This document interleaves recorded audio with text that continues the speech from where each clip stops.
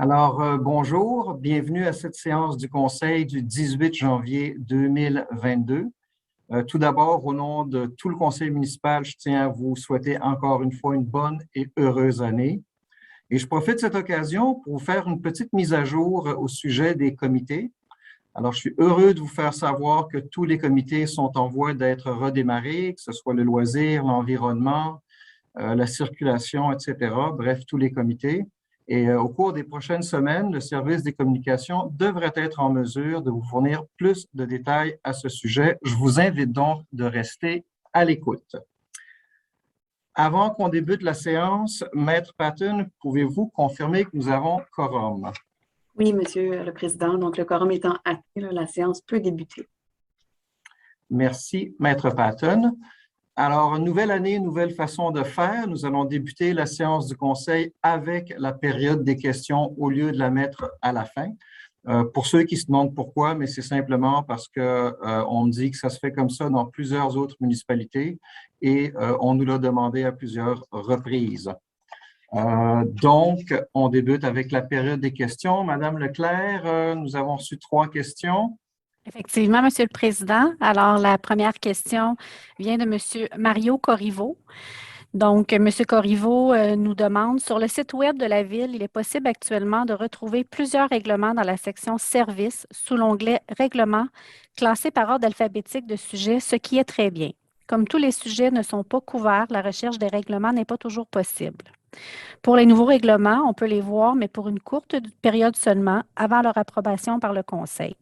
Il serait aussi intéressant de permettre la recherche d'un règlement par ordre numérique lorsqu'il est impossible d'identifier le sujet de celui-ci ou si le sujet en question est absent. Cela est impossible actuellement, même en utilisant la loupe comme outil de recherche sur le site Web de la Ville.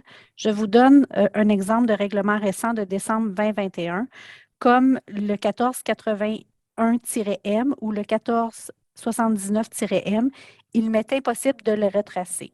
Cette recherche par numéro serait fort utile et éviterait de déranger le service du greffe pour les obtenir. Merci à l'avance. Alors, merci de votre question, M. Corriveau. Je dois vous dire que je suis assez d'accord avec vous. Ce serait fantastique d'avoir la liste de tous les règlements au bout des doigts, tout simplement sur un clic.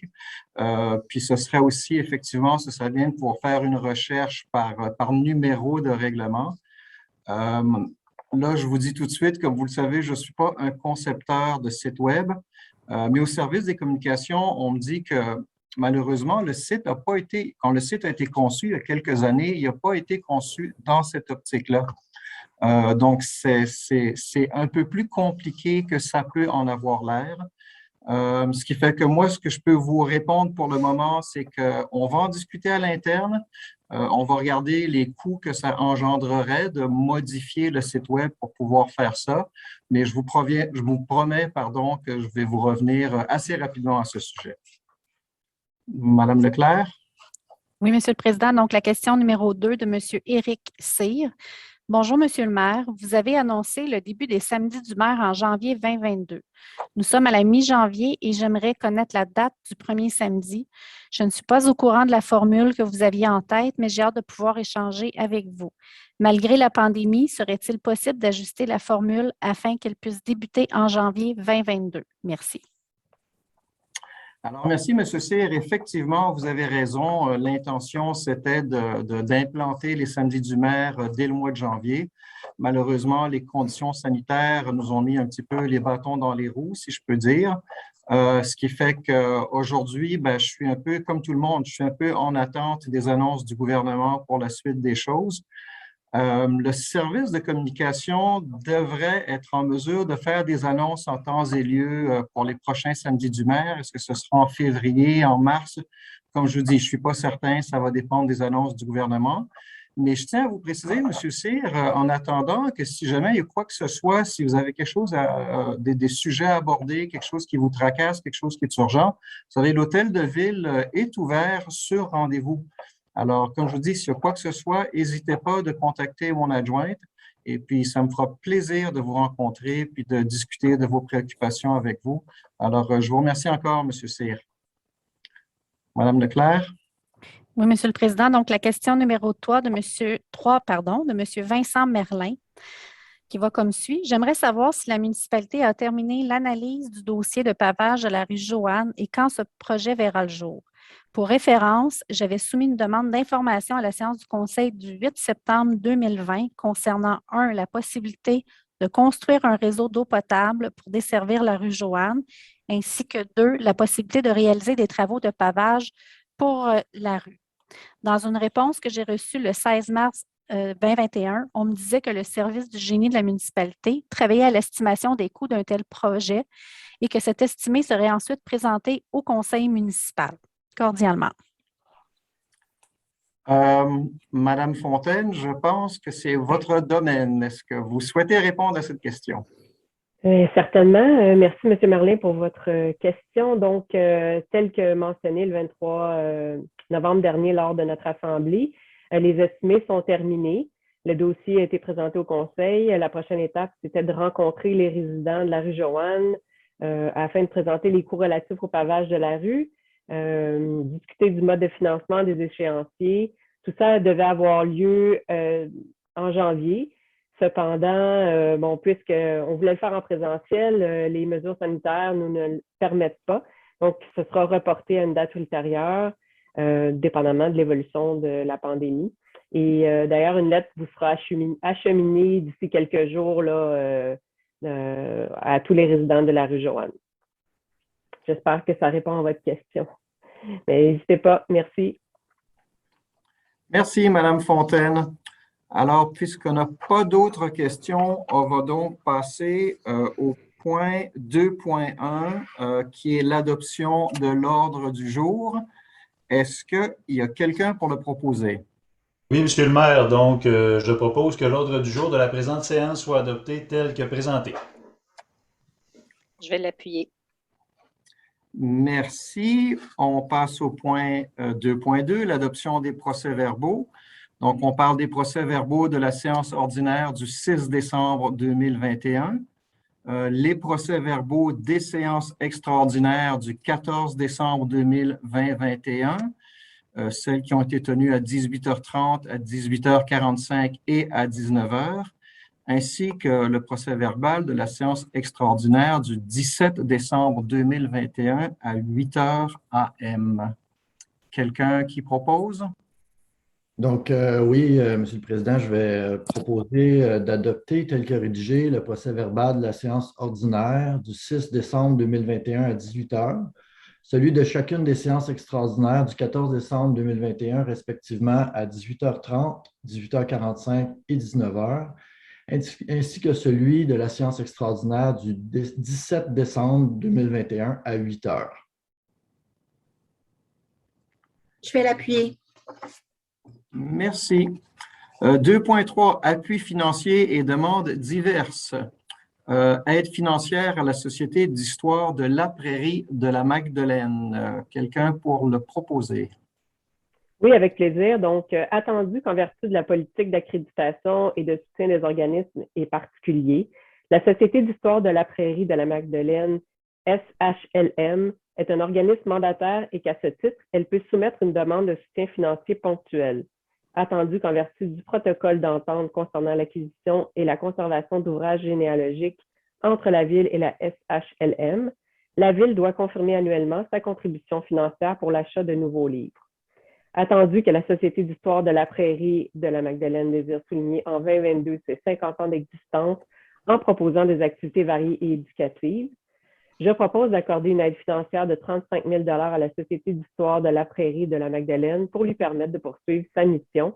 Cette aide sera versée aux dates suivantes: 17 500 en février 2022, 17 500 en juin 2022, d'accorder également l'équivalent d'une aide financière de 5 000 $ pour l'achat de nouveaux livres et de banques de données informatisées en généalogie.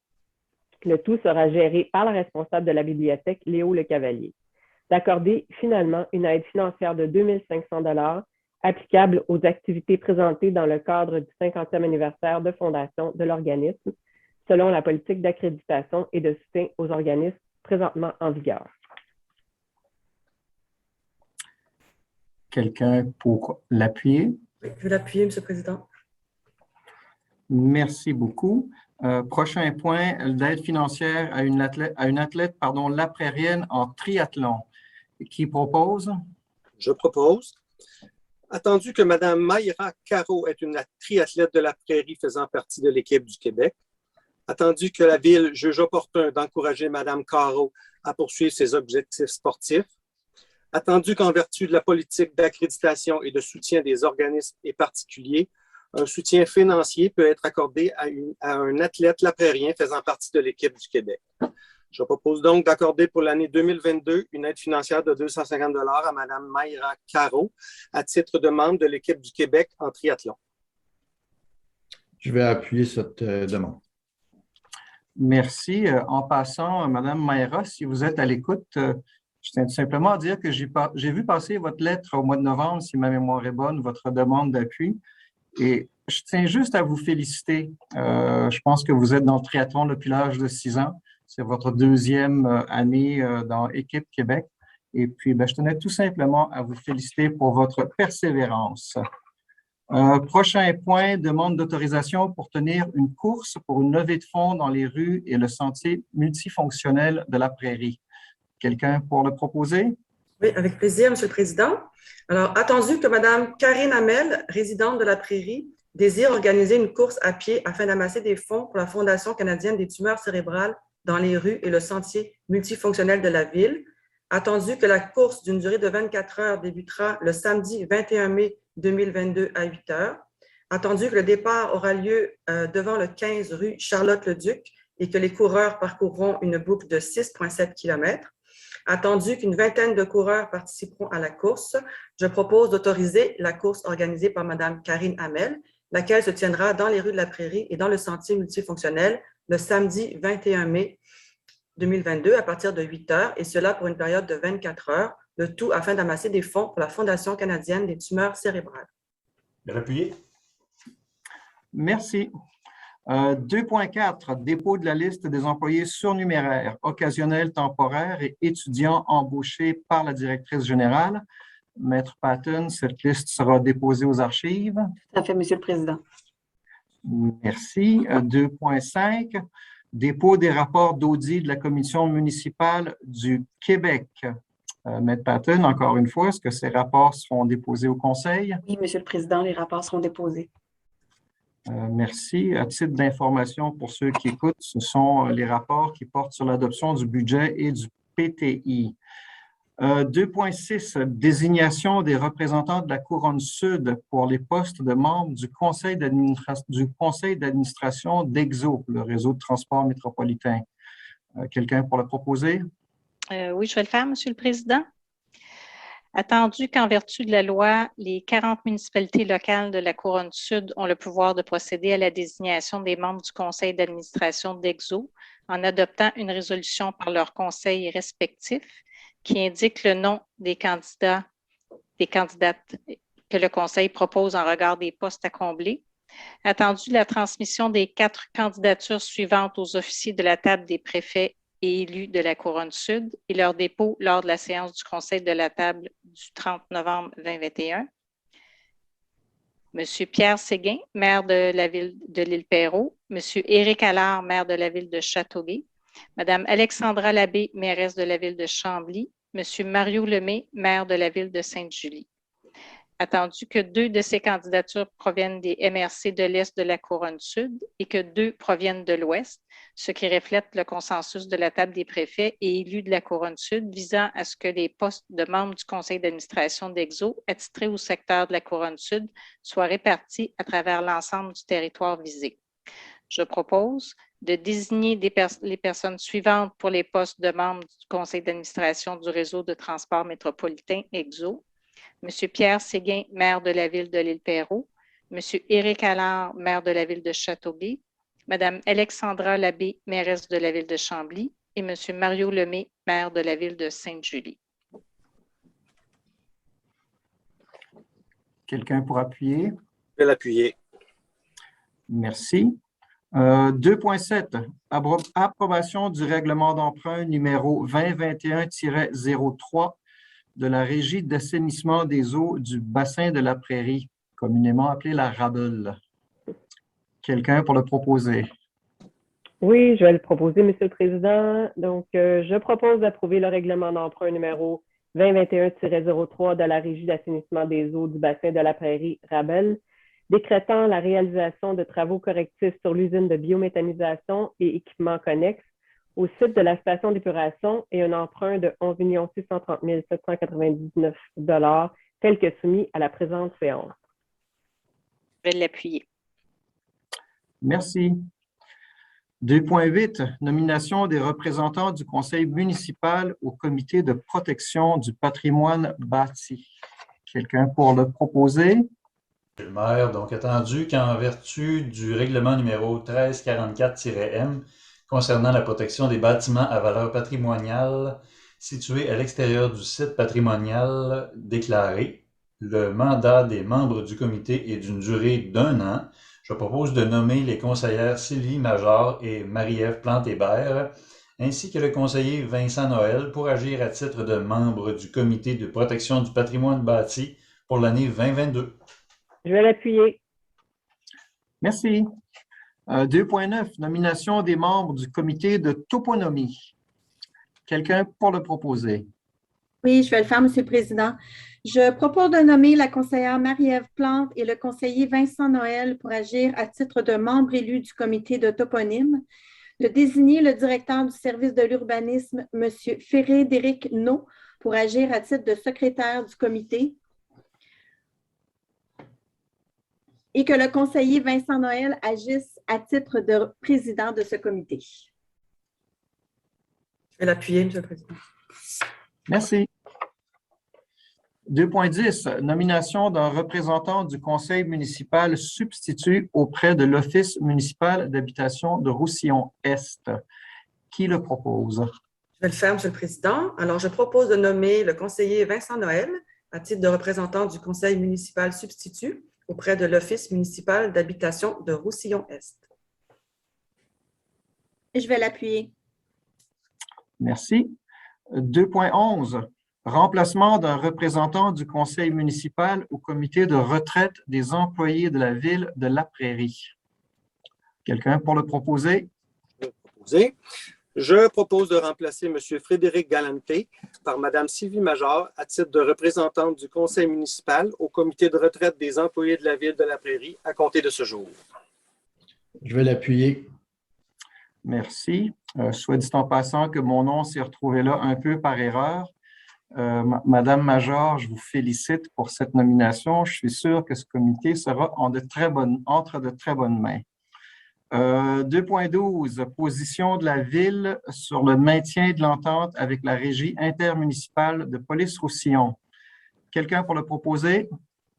Oui, Monsieur le Président. Attendu que l'entente intermunicipale relative au maintien de la Régie intermunicipale de Police-Roussillon prend fin le 15 mars 2022, attendu que le maintien du statu quo quant à la méthode de calcul de répartition des contributions municipales est plus bénéfique pour la Ville de La Prairie, je propose que la Ville de La Prairie maintienne son appui en faveur de l'entente intermunicipale relative au maintien de la Régie intermunicipale de Police-Roussillon, ainsi qu'en faveur de la méthode actuelle de calcul de répartition des contributions municipales respectives. Je vais l'appuyer. Merci. On passe aux avis de motion et aux adoptions de règlement.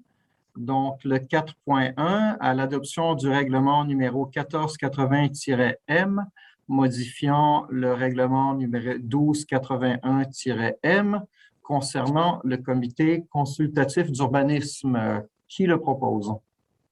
Je vais le faire, Monsieur le Président. Donc, attendu que le règlement numéro 1480M a pour objet de modifier l'article 3.4.1 du règlement afin de spécifier que le directeur du service de l'urbanisme peut désigner une autre personne pour agir à titre de secrétaire du comité consultatif d'urbanisme, attendu que tous les membres du conseil présents déclarent avoir lu le règlement faisant l'objet des présentes et renoncent à sa lecture.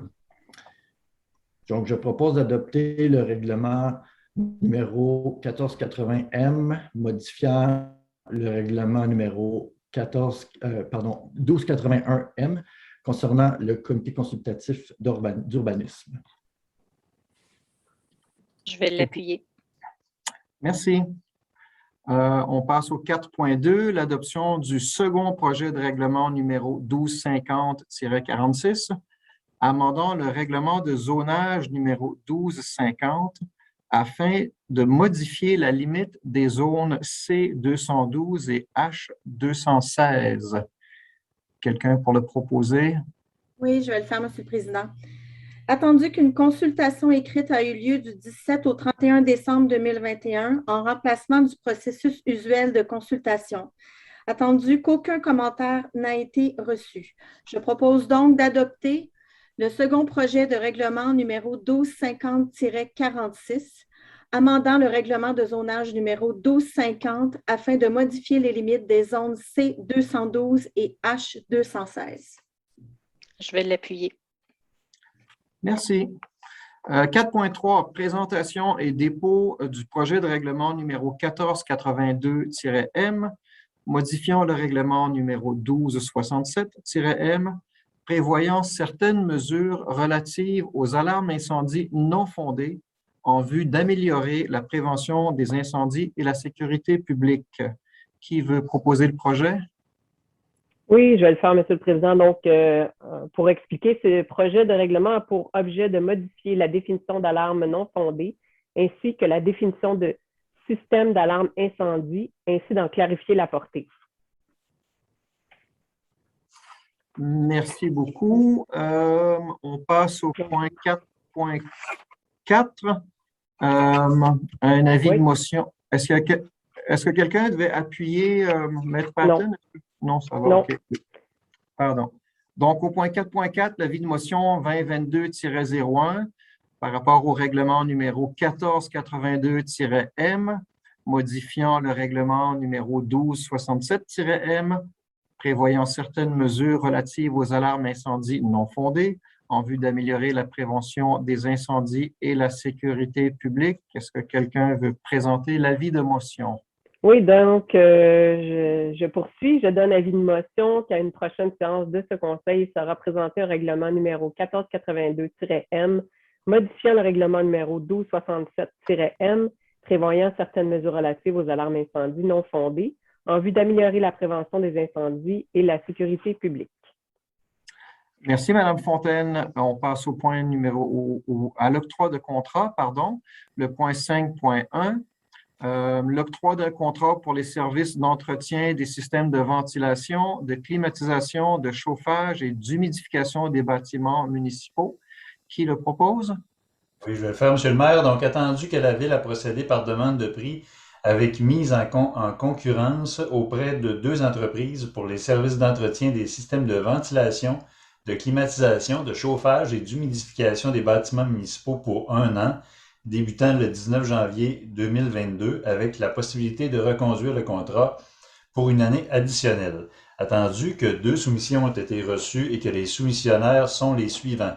Ventilation Bellerive Inc., donc c'est pour un montant pour l'année 2022 incluant les taxes de 40 583,83 sous et pour l'année 2023 de 40 583,83 sous également.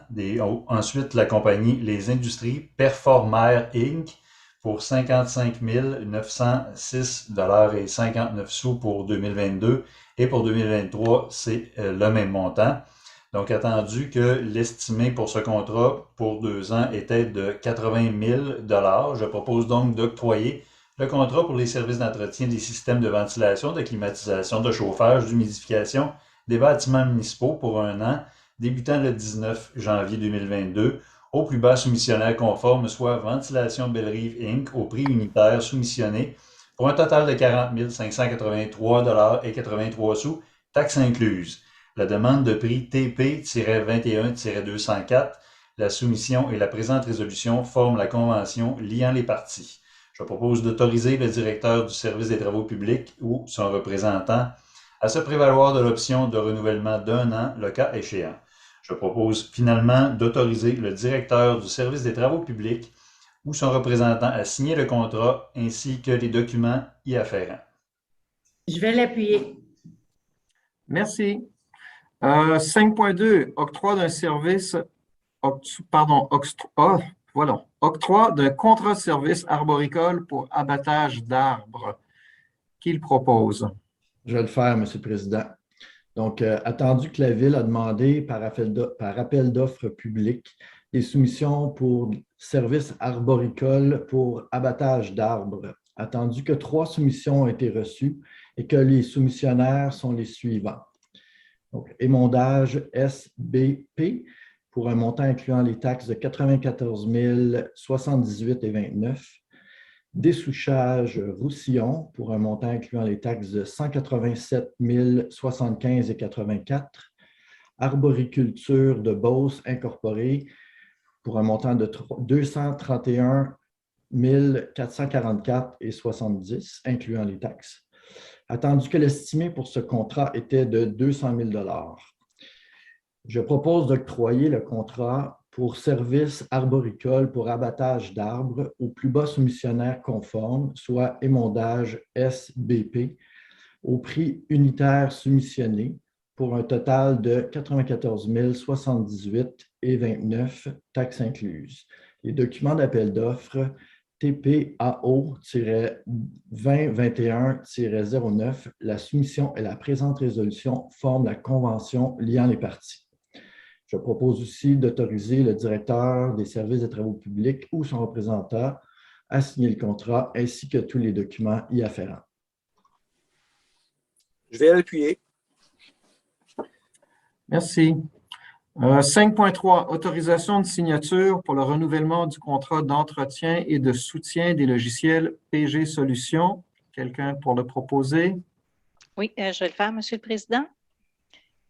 Attendu qu'un contrat qui découle de l'utilisation d'un logiciel ou progiciel et qui vise à assurer la compatibilité avec les systèmes existants n'est pas soumis aux règles d'attribution des contrats de la loi sur les cités et villes, conformément à l'article 573.3 de cette même loi. Attendu que la Ville utilise divers logiciels de la firme PG Solutions, je propose de renouveler pour l'année 2022 auprès de PG Solutions le contrat d'entretien et de soutien des applications au prix de 170 609,15 $, taxes incluses, et d'autoriser le trésorier ou en son absence l'assistant trésorier à signer le renouvellement de ce contrat ainsi que tout document relatif à celui-ci. Je vais l'appuyer. Merci à vous deux. Communication, on n'a rien à l'ordre du jour. Finances et services administratifs, voyons, au point 7.1, donc l'approbation d'une liste de comptes et salaires. Qui le propose? Je vais le faire, M. le Président. Je propose d'approuver les dépenses au montant de 3 221 716,55 $ pour les activités financières, de 481 477,71 $ pour les activités d'investissement et de 1 093 814,38 $ pour les salaires. Je vais l'appuyer. Merci. 7.2, achat d'équipements, de matériel divers et d'honoraires professionnels, autorisation de dépenses au fonds de roulement. Qui le propose? Je vais le proposer, M. le Président. Donc, je propose d'autoriser le trésorier à emprunter 565 000 $ au fonds de roulement et ce, rétroactivement au 1er janvier 2022 aux fins d'effectuer les dépenses en immobilisation. Je propose aussi d'autoriser le trésorier à emprunter 250 000 $ au fonds de roulement et de rétroactivement, et ce, rétroactivement au 1er janvier 2022 aux fins de financer des honoraires professionnels à venir pour des projets en immobilisation, que ces sommes seront remboursées sur un terme de 5 ans à compter de 2023. Je vais l'appuyer. Merci. 7.3, affectation d'excédents réservés suite à l'adoption du budget 2022. Qui le propose? Je vais le proposer, M. le Président. Donc, je propose d'approprier une somme de 26 500 $ de l'excédent affecté au remboursement de dette RE 1135, donc en parenthèse 59-130-00-003, vers le poste 03-510-00-000. Et aussi d'approprier une somme de 28 270 de l'excédent affecté à la publicité pour des projets résidentiels. Donc, c'est le numéro 59-130-00-005 vers le poste 03-510-00-000. D'approprier une somme de 22 850 de l'excédent affecté réclamation et assurance, donc 59-130-00-006 vers le poste 03-510-00-000. D'approprier une somme de 27 721 de l'excédent affecté imprévu 59-130-00-007 vers le poste 03-510-00-000. Et finalement, d'approprier une somme de 57 000 de l'excédent affecté projet majeur, donc 59-130-00-008, vers le poste 03-510-00-000. Je vais l'appuyer. Merci à vous deux. 7.4, subvention accordée pour l'amélioration du réseau routier local 2021. Qui le propose? Je vais le faire, M. le Président. Attendu que la Ville de la Prairie a pris connaissance des modalités d'application du volet projet particulier d'amélioration PPA du programme d'aide à la voirie locale PAVEL et s'engage à les respecter. Attendu que les travaux ont été réalisés dans l'année civile au cours de laquelle le ministre les a autorisés. Attendu que les travaux réalisés ou les frais inhérents sont admissibles au PAVEL. Attendu que si la reddition de compte est jugée conforme, le ministre fait un versement aux municipalités en fonction de la liste des travaux qu'il a approuvés, sans toutefois excéder le montant maximal de l'aide tel qu'il apparaît à la lettre d'annonce. Attendu que les autres sources de financement des travaux ont été déclarées, je propose que le Conseil de la Ville de la Prairie approuve les dépenses d'un montant de 5 948 relatives aux travaux d'amélioration à réaliser et aux frais inhérents admissibles mentionnés au formulaire V-0321, conformément aux exigences du ministère des Transports du Québec, et reconnaît qu'en cas de non-respect de celle-ci, l'aide financière sera résiliée. Je vais l'appuyer, M. le Président. Merci. 8.1, Génie, approbation de la programmation révisée pour les travaux TEC 2019 à 2023. Qui le propose? Je vais le faire, M. le Président. Donc, attendu la résolution numéro 2021-10-319 concernant l'engagement de la Ville dans le cadre du programme de la taxe sur l'essence et de la contribution du Québec, la TEC, pour les années 2019 à 2023, adopté lors de la séance ordinaire du Conseil municipal du 4 octobre 2021, attendu que le gainage sanitaire permettant de réduire les infiltrations d'eau pluviale n'est pas admissible à la subvention, je propose d'approuver la programmation revisée pour les travaux TEC 2019-2023 et d'autoriser l'envoi au ministère des Affaires municipales et de l'Habitation de la programmation de travaux revisés. Je vais l'appuyer. Excellent, merci. On passe donc aux loisirs, culture et bibliothèque, le 10.1. Le retrait de la demande de subvention au programme Aide au développement des infrastructures culturelles du ministère de la Culture et des Communications. Qui le propose? Je vais le faire, M. le Président.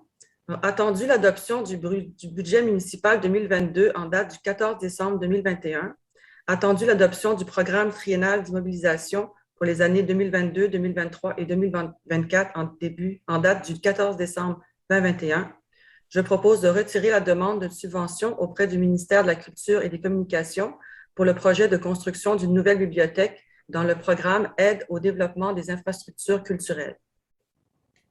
Je vais l'appuyer. Merci. Le point 11, les ressources humaines. On a plusieurs points ici. On va commencer par le 11.1. L'embauche d'un greffier adjoint au service du greffe et des affaires juridiques. Je vous vois sourire, Maître Patton. Qui veut le proposer? Je vais le faire avec grand plaisir. Attendu que le poste de greffier adjoint est vacant, Je propose d'embaucher Mme Marie-Pierre Savard à titre de greffière adjointe au service du greffe et des affaires juridiques selon les conditions suivantes. Supérieur média à la greffière, date prévue d'entrée en fonction le ou vers le 14 février 2022. Elle sera soumise à une période d'essai de 6 mois à compter de cette date. Je vais l'appuyer, M. le Président. Merci. 11.2, embauche d'une adjointe administrative à la mairie. Qui le propose? Je vais le faire, Monsieur le maire. Donc, attendu que le poste d'adjointe administrative à la mairie est vacant, je propose d'embaucher Mme Lucie Smith à titre d'adjointe administrative à la mairie selon les conditions suivantes. Supérieur immédiat, le maire.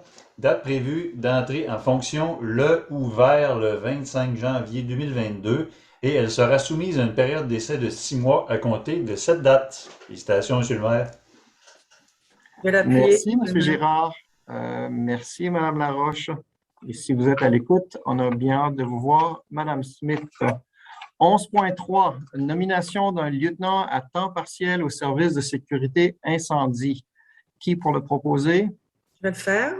Alors, attendu qu'un poste de lieutenant au service de sécurité incendie sera vacant à compter du 1er février 2022, attendu qu'il y a lieu de combler ce poste, je propose de nommer M. Pierre-Luc Carrier au poste de lieutenant à temps partiel au service de sécurité incendie. La date prévue d'entrée en fonction est le ou vers le 1er février 2022 et il sera soumis à une période d'essai d'1 an à compter de cette date. Je vais l'appuyer. Merci à vous deux. 11.4, fin de la période d'essai et obtention de la permanence d'un opérateur d'usine et assistant aux stations de pompage au service du génie. Qui propose? Je vais le faire, M. le Président. Donc, attendu que M. Loïc Pelletier a été embauché à titre d'opérateur d'usine et assistant aux stations de pompage du service du génie, attendu que M. Pelletier est entré en fonction le 17 août 2021, attendu qu'il était soumis à une période d'essai de 90 jours ouvrables, se terminant le ou vers le 22 décembre 2021. Je propose d'accorder à M. Loïc Pelletier le statut d'employé permanent au poste d'opérateur d'usine et assistant aux stations de pompage du service du génie, tel statut étant effectif rétroactivement à sa date d'embauche. Je vais l'appuyer. Merveilleux. 11.5, fin de la période d'essai, obtention de la permanence d'un brigadier scolaire au service des ressources humaines. Qui le propose? Je vais le faire, M. le Président.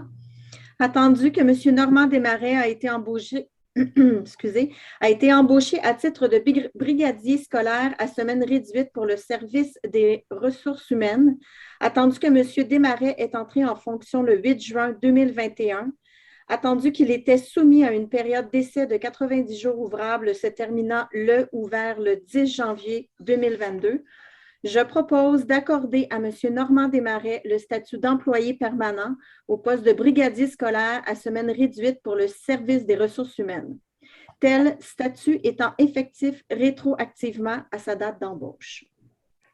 Je vais l'appuyer, M. le maire. Merci à vous deux. Le 11.6, changement de statut d'un journalier au service des loisirs, de la culture et de la vie communautaire. Qui le propose?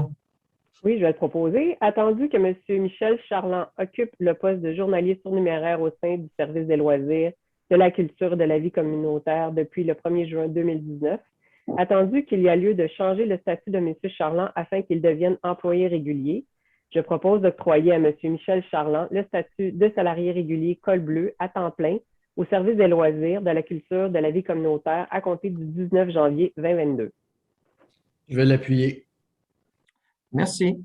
11.7, refonte de la politique de santé et sécurité au travail. Qui propose? Je vais le faire, M. le Président. Attendu que pour être conforme aux demandes de la mutuelle de prévention, la Ville doit réviser et présenter au Conseil municipal aux 4 ans une politique de santé et sécurité.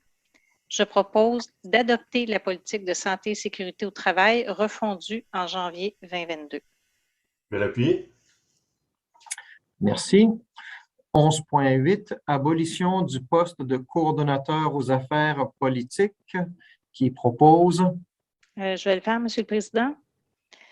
Attendu que le poste de coordonnateur aux affaires politiques a été créé le 18 janvier 2021, Attendu que ce poste n'est plus requis dans la structure organisationnelle de la Ville, et ce, notamment en raison de la taille de la Ville, je propose d'abolir le poste de coordonnateur aux affaires politiques en date du 18 janvier 2022, de mettre fin à l'emploi de l'employé numéro 1994 pour cause d'abolition de son poste à compter de ce jour, d'entériner l'entente intervenue entre les parties et d'autoriser la directrice générale à donner effet à la présente résolution.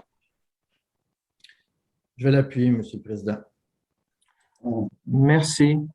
Point 12, sécurité incendie et sécurité civile, le 12.1. Une nomination des membres du comité de sécurité civile et des responsables de mission, qui le propose. Je vais le faire, Monsieur le Président. Attendu que la dernière mise à jour des membres de l'Organisation municipale des mesures d'urgence approuvée par le Conseil a été effectuée en juin 2021, je propose de nommer les personnes suivantes membres du comité de sécurité civile. M. Frédéric Galantet, maire. Mme Nathalie Leclerc, directrice générale et coordonnatrice adjointe. M. Marc-André Breton, directeur du service de sécurité incendie et coordonnateur. Mme Dominique Beaumont, directrice des communications. Mme Myriam Hébert, directrice des ressources humaines. Et d'approuver l'organigramme montrant l'organisation municipale des mesures d'urgence et nommant les responsabilités d'émission du plan des mesures d'urgence de la Ville. Je vais l'appuyer, Monsieur le maire. Merci. On passe au point 14, l'urbanisme et l'aménagement du territoire. Le 14.1, dépôt du procès-verbal de la séance tenue par le comité consultatif d'urbanisme le 1er décembre 2021. M. Patton, vous pourrez déposer ce procès-verbal? Oui, ce sera déposé aux archives de la Ville. Merci. C'est moi qui vous remercie, M. Patton. 14.2, dérogation mineure. Demande de dérogation mineure. Est-ce que quelqu'un le propose? Oui, je vais le proposer, Monsieur le Président. Donc, attendu que les demandes de dérogation mineure suivantes sont présentées au Conseil municipal. Donc, à l'adresse civique 553 à 557 rue Poupard. La nature et effet de la demande. La demande de dérogation mineure vise à rendre conforme l'implantation de l'immeuble résidentiel existant comprenant 3 logements au 553 à 557 rue Poupard, selon les éléments suivants, lesquels dérogent au règlement de zonage numéro 1250. Une largeur minimale d'une allée d'accès au stationnement de 3,35 mètres au lieu de 6,5 mètres requis. Une largeur minimale de l'allée de circulation de 5,47 mètres au lieu des 6,5 mètres requis. Le tout tel que montré sur le plan du certificat de localisation préparé par Martin Lavoie, arpenteur géomètre. Ensuite, pour l'adresse civique 552 à 556 rue Brossard, la nature et effet de la demande est la suivante. Donc, la demande de dérogation mineure vise à rendre conforme l'implantation de l'immeuble existant comprenant 3 logements au 552 à 556 rue Brossard, selon l'élément suivant, lequel déroge au règlement de zonage numéro 1250.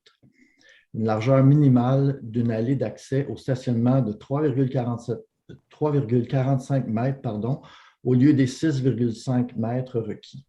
Le tout tel que montré sur le plan de certificat de localisation préparé par Martin Lavoie, arpenteur géomètre. Attendu que les recommandations faites par le comité consultatif d'urbanisme le 1er décembre 2021, attendu qu'une consultation écrite a eu lieu entre le 31 décembre 2021 et le 14 janvier 2022, attendu qu'aucune question ou commentaire n'a été portée à l'attention du Conseil, je propose d'accorder les dérogations mineures ci-dessus mentionnées, les attendus faisant partie intégrante de la présente résolution et ce conditionnellement au respect de la réglementation municipale en vigueur et des conditions énumérées aux recommandations du comité consultatif d'urbanisme, le cas échéant.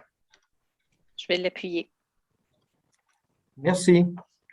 14.3, PIIA. Demande de PIIA, comité consultatif d'urbanisme pour la séance du 1er décembre 2021. Quelqu'un pour le proposer? Oui, je vais le faire, Monsieur le Président. Donc, attendu que les demandes suivantes répondent aux objectifs et aux critères établis au règlement relatif au plan d'implantation et d'intégration architecturale numéro 1251. Donc, pour l'adresse 320 rue Conrad-Pelletier, le projet de réservation résidentielle pour le 650 boulevard Tachereau, les Rôtisseries-Béni, un projet d'affichage commercial.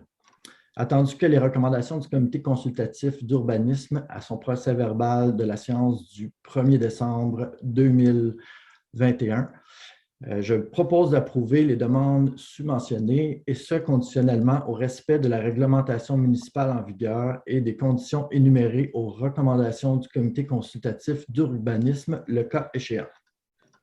Je vais l'appuyer. Merci. 14.4. Désignation d'un représentant de la ville et d'un citoyen du secteur du Faubourg du Golfe au comité de surveillance du dépôt de matériaux secs de la compagnie Écoservice Tria Inc. pour l'année 2022. Qui le propose? Je vais le proposer, Monsieur le Président. Donc, attendu que le comité de surveillance du dépôt de matériaux secs de Écoservice Tria Inc. nécessite la désignation d'un représentant de la ville ainsi que la désignation d'un représentant des citoyens du secteur du Faubourg du Golfe. Donc, je propose de nommer M. Guy Brossard, chef inspecteur au service de l'urbanisme, à titre de représentant de la ville, ainsi que M. Laurent Caron, à titre de représentant des citoyens du secteur du Faubourg du Golfe, au comité de surveillance du dépôt de matériaux secs de la compagnie Écoservice Tria Inc. pour l'année 2022. Je vais l'appuyer. Excellent, merci à vous deux. On n'a rien au point 15. Point 16, période d'intervention des membres du Conseil. Est-ce qu'il y a des membres qui voudraient s'exprimer? Oui, Monsieur le maire. Donc, malheureusement, dû à la situation de la COVID et les recommandations de la santé publique, les inscriptions aux activités de la ville ont été retardées. Donc, soyez à l'affût pour les prochaines dates. Et malheureusement, le carnaval d'hiver a été cancellé. Sauf que on a une nouvelle activité cette année. En fait, c'est des trousses d'activités qui sont disponibles à la bibliothèque. Donc, pour pallier un petit peu à la situation, je vous encourage à aller voir ça. Il y a des trousses, là, que ce soit pour le bricolage, artisanat, talent culinaire, entraînement, jardinage, cinéma. Donc, il y en a vraiment pour tous les goûts, là. Et comme je disais, c'est à la bibliothèque. C'est disponible depuis hier. Donc, vous avez qu'à vous inscrire et aller le chercher. C'est comme les emprunts de livres, là. Il y en a certaines, donc il faut faire quand même vite parce qu'il y a quelques trousses par type d'activité. Donc, c'était ça pour les loisirs. En fait, c'est moins joyeux ce que je vais annoncer, mais je voulais souligner et rendre nos plus sincères condoléances à M. Yves Sénécal et à toute sa famille qui a perdu son épouse Suzanne. M. Sénécal a été conseiller municipal avec nous pendant 14 ans. Ça a été vraiment un privilège pour moi de le remplacer dans le district de la Bataille. Donc, nous sommes de tout cœur avec vous et toute la famille, M. Sénécal. Merci. Effectivement, Mme Fontaine, merci beaucoup. Nous sommes donc rendus à la levée de la séance. Est-ce qu'il y a quelqu'un pour le proposer? C'est encore moi. Donc, à 18h49, je propose que la séance soit élevée. Je vais l'appuyer. Merci infiniment à tout le monde. Je vous dis au revoir et à la prochaine fois.